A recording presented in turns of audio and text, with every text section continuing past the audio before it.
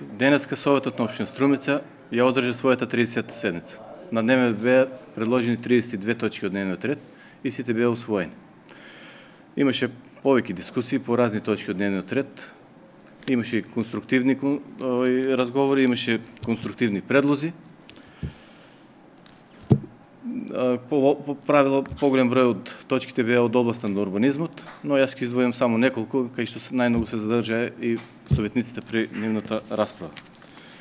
Како прво ќе го издвојам предлог одлуката за измени и дополнување на буџетот на општина Струмица за 2015 година.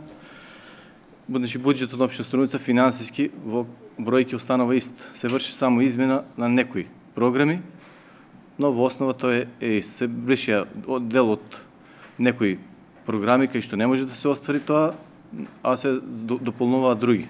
Кажем, се брише тротоар, а се запише улица и слично.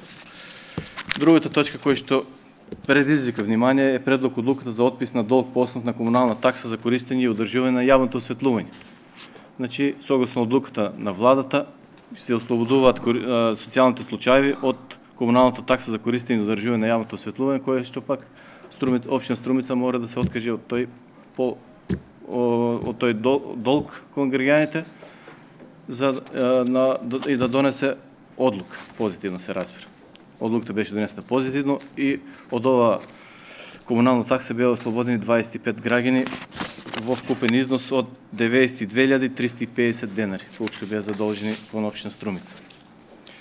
Третата точка која што предизвика внимание, а секако интерес кај граѓаните на општина Струмица, е предлог одлуката за донесување на детален урбанистички план за урбан блок 21 во Струмица.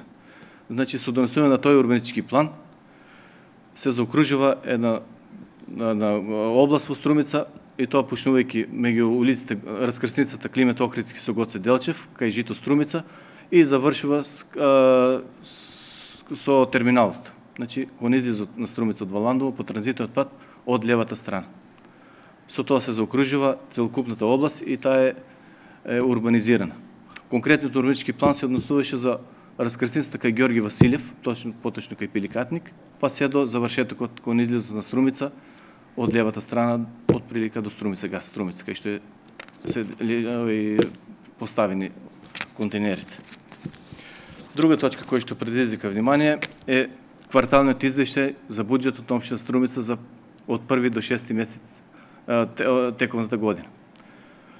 Значи, буџетот е исполнет со 42%, значи 7% повеќе од лани. Минатата година во истиот период тој беше исполнет со 35% и имаме напредување во поглед на пополнување на буџетот на општина Струмица за првото полугодие од годината, да кажем.